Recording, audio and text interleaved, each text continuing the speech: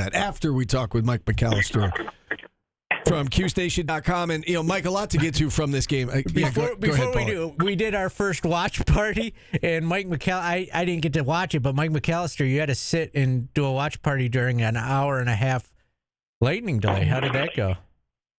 Yeah, I got to practice like what announcers do during blowouts and find stuff to talk about, right? But yeah, we figured it out. I mean, the chat was good, and they were updating as they saw stuff on social media, and Gio was texting Paulie to get updates on weather stuff, and we were, trying to listen to what they were saying on the broadcast and all that. So it was, but it was fun. The chat was great with it. Those that hung out with us the entire time, both YouTube and on Twitch. So it was a lot of fun. We got through it together. Yeah, we're going to announce our next one right now. I will be there with Gio at Wildcat for the SMU game. Nice. So good. 3:30 kick a week from Saturday. Okay. There you go. So you're not traveling. No, then. I'll be here. Okay. We look forward to that. All right, Mike, a lot to get to from the game. And I guess just open-ended question to start with. What impressed you the most from what you saw Saturday? I think it was just how the attitude, I guess, that they played with, which was, we're not here to hope we can win. We're here because we expect to win. We think that we're going to win. We believe that we're the better team. They played like that. They prepared like that. They coached like that. And you could and then also, I know a lot of people look at, for example, the onside kick that happened early as like Syracuse is trying to do things to, catch trick plays and whatever else to try to beat Clemson. That, to me, was not a trick play situation. That was a film study. I noticed something when I was watching film that Clemson does this and we can take advantage of it. To me, that was a sign of excellent coaching, great film study, and being prepared for something like that. That's not a trick play type situation to me. Mike, let me jump in right there. Let me jump in right there. So I talked with Ricky Brumfield right before I came over here today for our TV show tonight, and I asked him about the onside kick, and that's precisely what he said. I said, was it a gut feeling? Was it something you noticed on film? And he was like, no, it was in the preparation. We thought that we could recover it. We thought it wasn't even a catch them off guard type situation. It was we noticed it. And Fran said, you have my blessing. If you think you can pull it off, go for it. And they went for it, and they obviously, from the kick to the blocking to the recovery to they had to execute it perfectly, and they did. They did, and I mean, what a difference a year makes, right? With special teams, we remember, kind of this time last year, we were talking about the fact that they gave up an onside kick against Georgia Tech and how special teams were a mess, and yet here we are now talking about how special teams are a strength. Trip Woody made a 49-yard field goal in that game, and they had the onside kick, and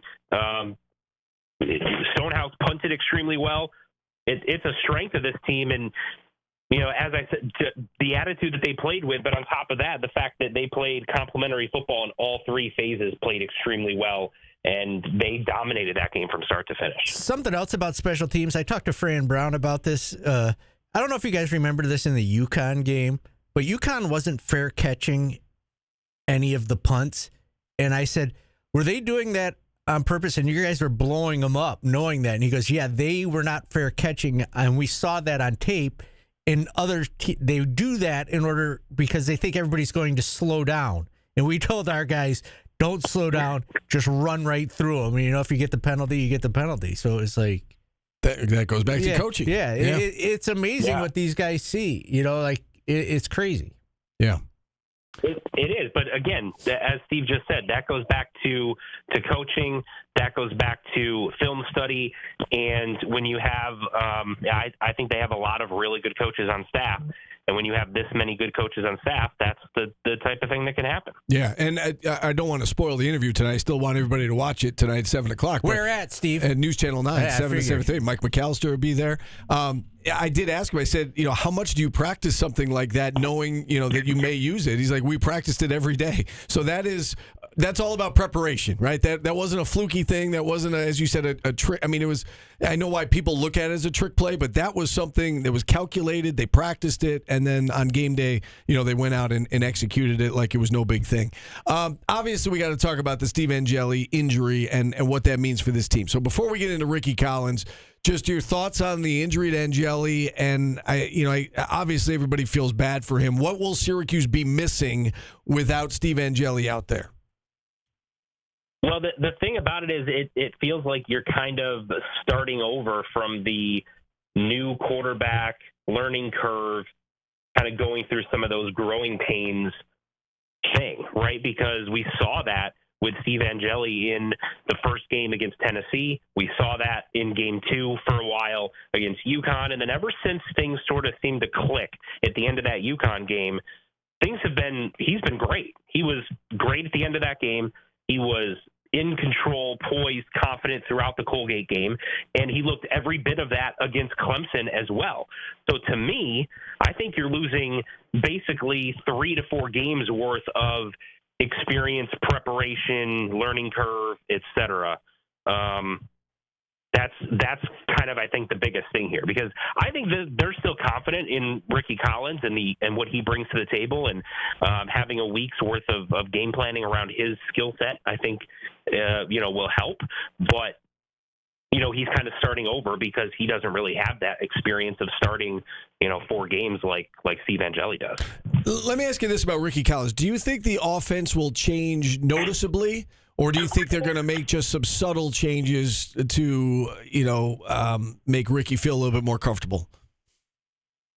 I think it'll be subtle to the naked eye. I mean, you could see a couple of things like maybe a designed run or two you could potentially see. I could see that as a possibility. I'm not saying that's definitely going to happen, but he's more mobile than what Steve Angeli is, so I could see that a little bit. Otherwise, I'm not sure that we know. That's actually a little bit of an advantage that Syracuse has going into this game, is that if they are going to make some changes, then that's going to catch Duke off guard a little bit, because they're not going to be prepared for it. There's nothing on film for some of those types of things that they could do with him. But largely, I think they're going to run their offense. It's their offense. They're going to run it. It's going to be what it is. What surprised you more, the fact that Syracuse didn't get a single vote in the AP poll, or the fact that Syracuse is more than a field goal underdog at home against Duke? I think that they're a field goal underdog. I think that's really more of a surprise to me. I didn't expect that they'd get votes, and I think part of that is the Angeli situation, and part of that is also that, unfortunately for Syracuse, the large narrative coming out of that game was not, wow, look at what Syracuse did, but, oh, what's wrong with Clemson? That's what everyone is talking about. Now, Syracuse gets a little bit of kudos here and there about, well, let's give a little bit of credit to Syracuse about it, but largely it's, what's wrong with Clemson, and that's unfortunate for Syracuse, but that's the reality of the situation. And we also know how voters are, which is, if you're a team that was on the far outside looking in terms of being in the top 25, and it takes you a lot longer to get in than a team that was on the fringe, or it takes you longer to get in than a team that was very highly ranked, then it takes them to get out. So that's just part of the deal. If Syracuse keeps winning, they'll get in there eventually.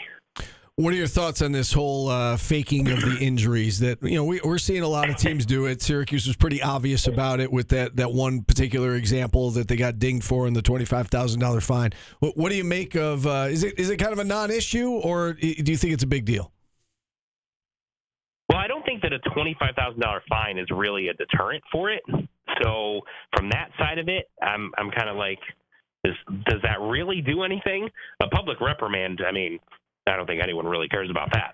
So the thing, I had a lot of people say that it's ridiculous and it's the ACC protecting Clemson and all of that. And I certainly understand where some of those comments come from. The thing is, I went back and rewatched the sequence that the ACC referenced when in their press release, and you can't really tell anything from the live broadcast. But I'm sure that the ACC has access to film and angles and stuff that the public hasn't seen. Paulie, So do you want to chime in there on what happened? I saw it live. It wasn't a good look. I'll leave it at that. It wasn't a good look. Okay. It was very noticeable if you were there. So then that kind of goes back to the point, which is, the fact that Syracuse had what happened against Tennessee, right? And I understand Tennessee was doing some of the same things, but what happens to Tennessee is irrelevant to what happens to Syracuse. We don't know if the ACC had a conversation with Syracuse at that point and said, basically, look, we're not going to punish you for this, but if you do it again, we're going to have to do something. Yeah, right. And then if it happens again, and we don't know. I don't know how some of these things are triggered either. Does Clemson have to file some sort of grievance? Does the ACC do this on their own? Like, there's a lot of questions here, I think, that we don't know about it. But regardless, it's $25,000. That's not going to break the bank or really have much of an impact on Syracuse's bottom line. And public reprimand is essentially meaningless. So at the end of the day, I'd say it's not that big of a deal right now, but I do think that they need to make an adjustment so that this type of thing is not happening going forward. I do want to say this. I am also not a doctor, so it may have just looked funny to me, but it didn't look, it looked. Well, the Tennessee example was it was two guys that went down at the exact same moment, then one of them popped back up because you saw the other guy was down. But I'm also not a doctor, so I don't know. But it looked right. It looked questionable. Didn't look great, and the university said, "Okay, we accept it, we acknowledge it. It's $25,000. Let's all move on." So I think it's kind of a non-issue, and if they're going to do it, they got to get better at doing it because I do think everybody's doing it. I'll leave it at that. Last thing for you, Mike. Any recruiting news that we should be made aware of before we let you go? Nothing too crazy. They're doing a lot of focus on the 2027 class, and I wrote this morning about the fact that there's a 2027 offensive lineman who has visited Syracuse a couple of times, was offered over the summer after attending a camp, and an in-state offensive lineman, and visited for the UConn game. Rutgers has also offered. It's still early in his recruiting process, obviously, but has a good relationship with the coaching staff, and just kind of more showing how much they're emphasizing recruiting in state in basically every recruiting cycle that Fran Brown has been here. They've really prioritized that. They've taken multiple players from New York State, players that are under the radar to some that Fran Brown has gone out and found, and the coaching staff has gone out and found. So that continues to be a priority. Otherwise, I think a lot of the focus right now is trying to hang on some of those highly ranked kids from Florida that they've got committed for the 2026 class. All right, Mike. Great stuff as always. We'll see you on the TV side of things tonight. Thanks, guys. Appreciate it. All right, Mike McAllister from CuseNation.com. We'll hit a timeout here. We'll check in on the market on